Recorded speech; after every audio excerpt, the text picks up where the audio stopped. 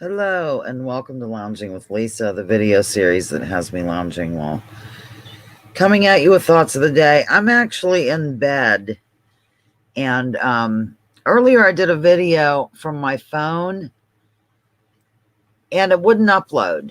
I tried like 4 or 5 times and I don't know what the bag was, but it wouldn't upload. I have some news. It's pretty sad. Judy from Mama Bear died. Mama Bear, Judy, known as Mama Bear, died. Mick called me earlier to tell me about it. And then, so I thought I'd let people know who might not know about it. Meanwhile, he sent me, and I thought I'm going to use StreamYard to do a pre-recorded thing. It's going to claim this was live, but it was never live. Okay. It was live, but unlisted. So nobody could have jumped in. And even if I turn my camera on, you can't see me. I'm lounging here kind of propped up on my left arm, but I'm going to try to share this thing that Mick sent me from the Meadville Tribune. It was just from yesterday.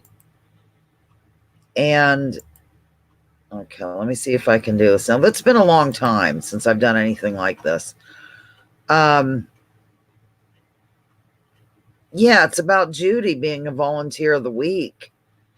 And here she died, and this was just in Monday's paper. Let's see, share screen. Let's see if I do this right. I think I'm going to be doing it right. You should see this here on StreamYard right now. There it is. Let me make it as big as I can. Wait a minute. Like I said, I'm really not totally used to this, but I'm going to go ahead and read this to you because I know a lot of people don't get the Tribune. And also, they might not know about Judy passing away. So for those who don't live in town or what have you, this is a few weeks ago, we went to that party for her. They moved her birthday forward. I'm going to turn on this light because she had cancer. And so anyhow, meet Tribune Volunteer of the Month, Judy Hughes. I don't know, for some reason when I do this, it doesn't take up my whole area there.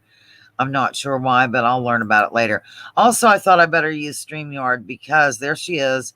We always joked around because I always thought Judy looked like Elton John, like a female version of Elton John. And so she used to joke and call herself Sir Elton.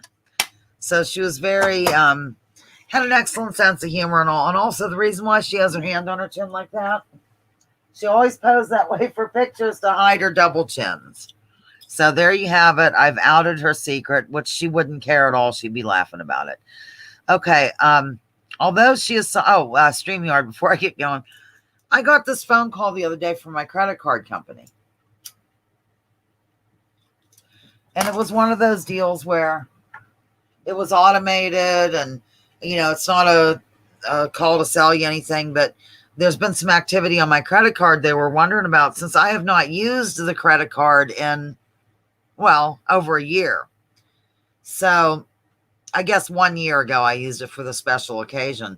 So I'm pressing 3. No, I did not approve of this thing. They said it was from some computer software store or something. Well, turns out I got a customer representative on the phone or helper, and it was StreamYard. It was my annual fee. So that's why, and I went ahead and approved it, and here we are. So I thought I'm going to start using this more often. Because I do save money by doing the annual fee, but instead of the $25 a month. All right, here goes. Meet Tribune Volunteer of the Month, Judy Hughes. I will read this to you.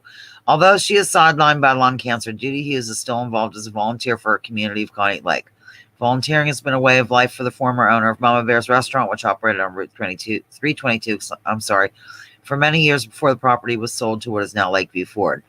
As a business owner, Hughes was one of the founders of the Coney Lake Area Business Association Club, along with Carl Burkett, a man I call Carl Burkett, by the way, Carolyn Stell, and Charlie Flynn, who owned Coney Lake Park at the time. She said they believed it was important to promote the businesses in the Coney Lake area. They believed, I think it was supposed to say they believed it was important not to expect others to toot our horn if we can't, do it ourselves. From there, the annual Coney Lake Pumpkin Fest was born. She recalls Clabba had a hot air balloon event in the fall one year, but the weather wasn't too good, so it wasn't as successful as they would have liked it as far as drawing crowds in the community after the park closed. I remember that. So the next step was a fall festival associated with pumpkins that started on a small lot owned by Lee Dennis, in the borough. Quote, we borrowed picnic tables, she said, and added vendors, and it soon outgrew the city limits, so it was decided to move the festival to the park. Now, I thought that they also did it down at the winery originally. Okay, let me keep reading.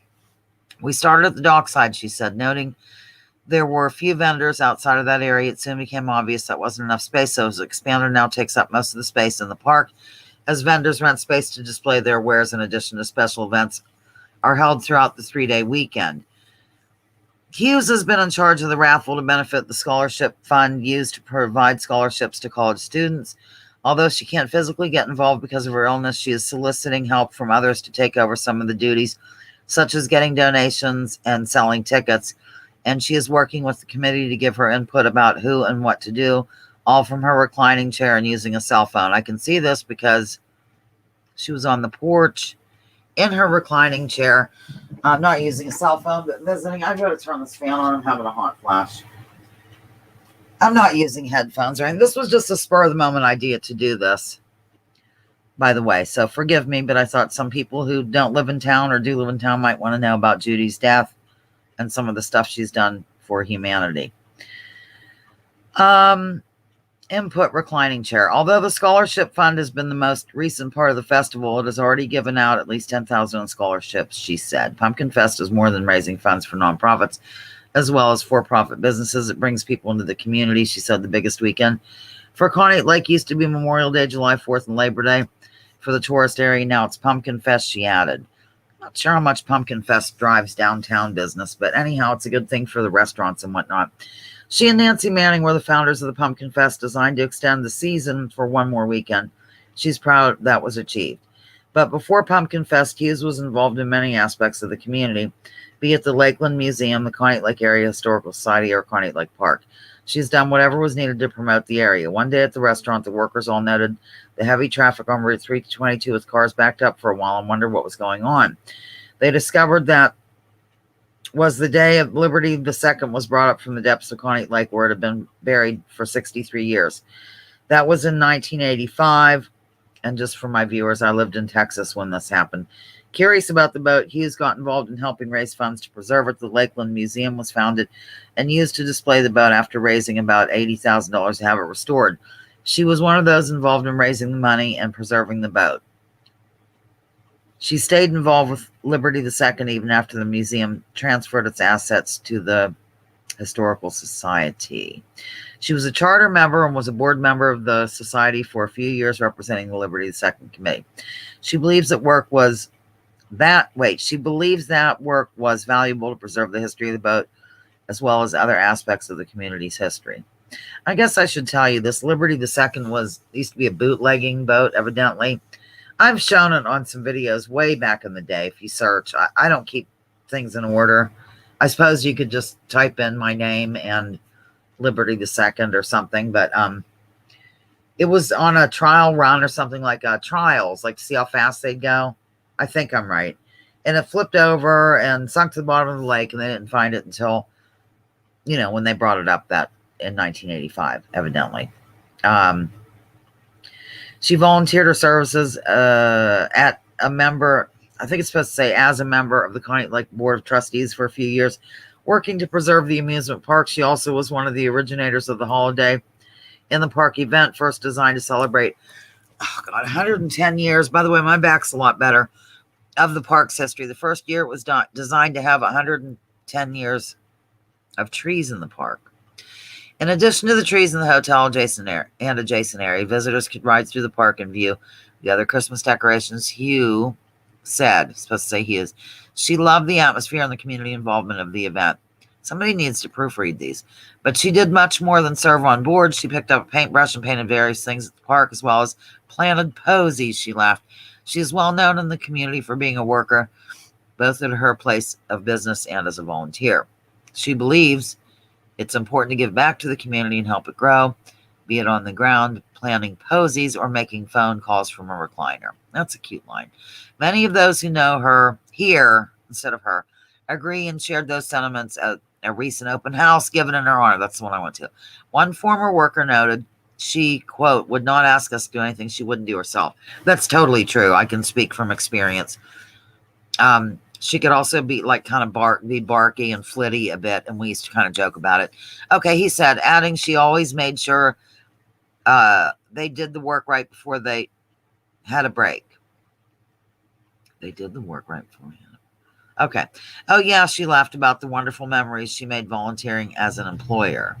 Although Hughes is taking a break from her active duty, she is still doing her part to keep Pumpkin Fest and other events alive. She is certain others will keep it going as well. That's the end. And, of course, that was in, I'm sorry, I'm getting stuffed up. That was in yesterday's paper. And maybe I should just put up a picture of something here, anything. That was in yesterday's paper, and here, I think she died today. I'm just not sure. Here, we'll go with this beautiful boy here named Dancer. Let's keep that one. Yeah, so anyhow, I'll just tell you a little thing. One time, years ago, when they still had the Snowball Festival pageant down at the school, I don't think they do that anymore. They don't have the Snowball Festival anymore. It's all transferred over to this ice festival. But at any rate, somebody called me on the phone. I don't know why I always say called me on the phone. Somebody called me on the phone, and they asked, could I do them a favor and somehow get Judy down to the pageant, like ask her if she just wants to go or that I'm covering it for the community news. I think that's what I said. And would she come along? Because she was going to be named Woman of the Year. So I had to coerce her into doing it, which wasn't difficult, although she was always late. Judy was always late for everything, but we did get there on time. She was totally surprised when they, like during some sort of intermission or whatever during the pageant, they announced her and she came up and she was flabbergasted. And it was really nice, and I'm glad I could take part. And of course, she is a member of the No-Show Riders, or was a member. We took vacations annually. 5 of us women only, would go on horseback riding trips, and Judy went on every one except for one of them to the Hocking Hills in Ohio. She had to cancel last minute due to some community function or something. I forget what it was. She couldn't get the time off. And but she still paid us because she still paid for her part that we had already figured into everything, which I thought was really noble of her. But we had a great time. The first time we went anywhere was to Arizona, to the Grapevine Canyon Ranch. It was a really great riding program. We stayed 7 days and just had a great time. And the cute thing was that, Judy wasn't really a horsewoman. And so unlike most people who say, oh, I have tons of experience, give me the best horse, she said, I know nothing. And they put her on a nice horse named Mr. T. They gave me Mr. T the first day. I didn't like him that well.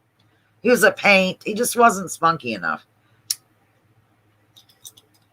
But Judy ended up riding him, and it was just really cute because sometimes she would just go off with another group of beginners, and then if she rode with us, we rode at her level, so we aren't going to tear off galloping.